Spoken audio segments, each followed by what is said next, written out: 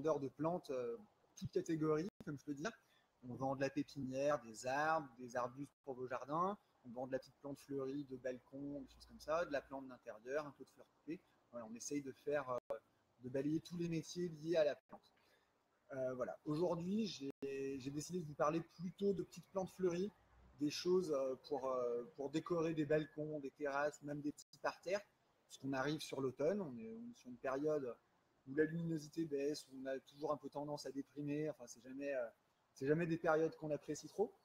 Donc voilà, toujours mettre un peu de couleur, mettre un peu, illuminer un peu les choses, c'est toujours intéressant et souvent on n'a pas trop d'idées parce que on revient quand même souvent sur les mêmes choses. Alors bien sûr, il y a des choses traditionnelles qui peuvent être très très sympas.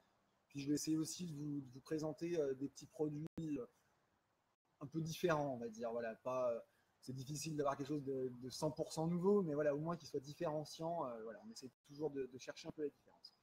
Alors voilà, ma première plante, elle a rien d'hors du commun. C'est une petite astère. Alors bon, celle-ci, elle est rose. C'est une petite vivace en fait. Donc, vivace, ça veut dire qu'elle revient d'une année sur l'autre. Donc c'est un de ses gros intérêts. Elle a une floraison en ce moment. Elle a duré à peu près 1 mois et demi, 2 mois. Là, celle-là est rose. Elle existe en bleu, en blanc. C'est des petites plantes en fait qui vont amener pas mal de lumière dans une jardinière ou dans un massif.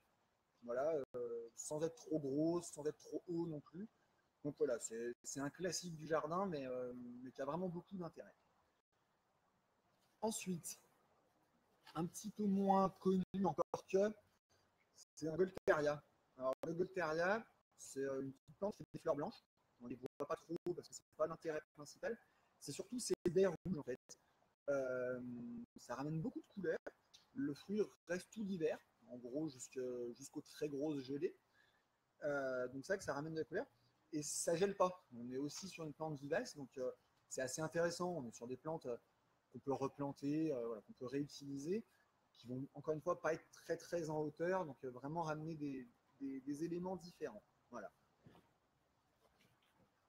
Ensuite, alors on voit à ma droite que j'ai pas mal de bruyères. On fait aussi la bruyère, donc c'est vraiment la plante d'hiver par excellence.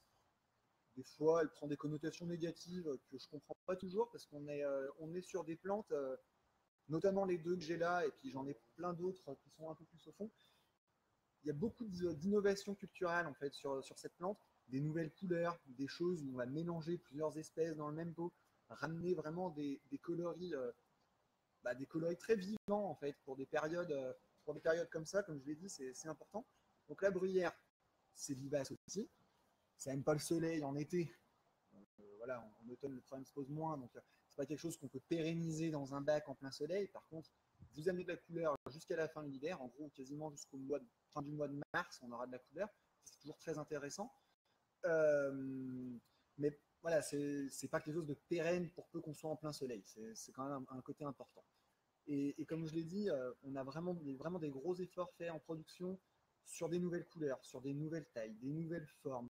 On est loin de la bruyère très classique qu'on pouvait voir, la bruyère gracinis, qui est elle pour le coup très connotée cimetière et qui en plus est beaucoup plus géline. Donc voilà, c'est vrai que ça permet vraiment d'amener autre chose.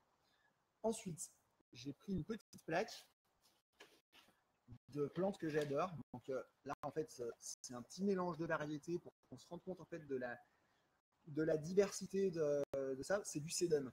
Donc ça, c'est la plante, j'allais dire à la mode, j'aime pas trop le terme, mais c'est une plante qu'on vend de plus en plus. Elle a 3 énormes intérêts. Elle est vivace, comme tout ce que je vous ai montré jusqu'à maintenant. Elle est très résistante au sec et elle craint pas le chaud. Donc en fait, on peut créer des jardinières qui vont être pérennes, dans des massifs pérennes. Donc c'est ça. Et ensuite, on a des formes de feuillage. Vous voyez, celui-ci va avoir un feuillage très ciselé. Ceux-là vont être plutôt jaunes. On va avoir de la fleur rose, de la fleur jaune. Il y a une multitude de couleurs. Il y a même des variétés qui vont être plutôt en hauteur, des choses un peu hautes. C'est vraiment la plante du moment, entre guillemets, dans la mesure où vraiment c'est du peu d'entretien, c'est très facile à garder, c'est pas excessivement cher, on en a pour toutes les tailles, enfin, on est vraiment sur des choses très très sympas à travailler. Après, vous voyez aussi à ma gauche le très classique cyclamen. Alors, j'avais envie d'en parler quand même. Tout le monde connaît le cyclamen, tout le monde en a déjà vu, tout le monde le voit à la Toussaint, voilà.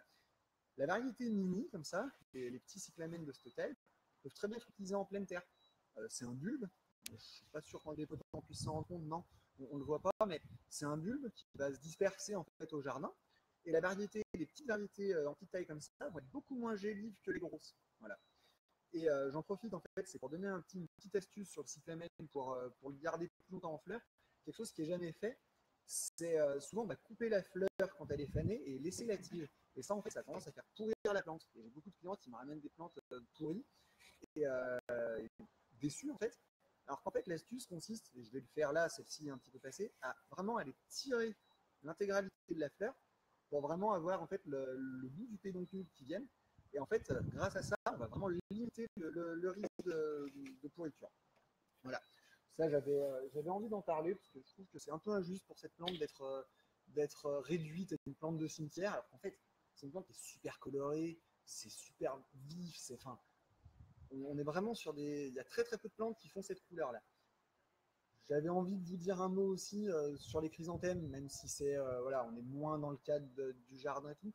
On ne les a pas encore rentrés à cette période, ils vont arriver la semaine prochaine. Ils sont encore pas très avancés, le stade de floraison est encore très peu coloré.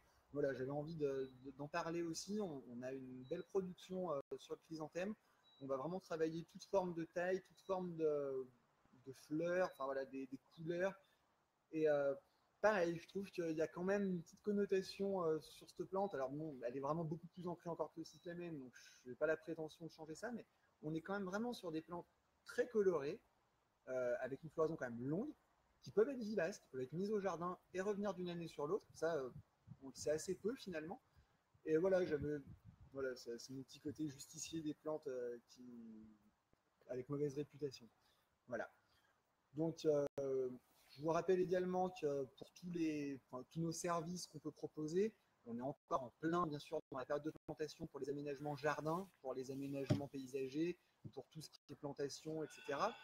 On est toujours là, je suis là pour vous conseiller sur vos idées, sur vos plans, sur vos photos, éventuellement me déplacer. Alors, j'aime quand même dire que sur les 15 jours de Toussaint, les déplacements sont un petit peu moins parce qu'on a un gros pic d'activité, mais on est toujours capable de fixer des rendez-vous. Tout le mois de novembre va se prêter à la plantation et encore mieux vu qu'on aura un sol plus froid. Donc vraiment, on est en plus en début de saison vraiment sans cesse, quoi. Il fait super beau, les sols sont humides, enfin c'est super bien. Voilà, voilà. Dernier point, je rappelle les horaires, ils n'ont pas changé, mais c'est toujours bien de le rappeler. On est ouvert de 9h30 à 19h30 en non-stop toute la semaine, du lundi au vendredi. Le samedi, 9h-18h en non-stop aussi. Et le dimanche matin, de 9h30 à midi. Voilà, je vous remercie de m'avoir écouté.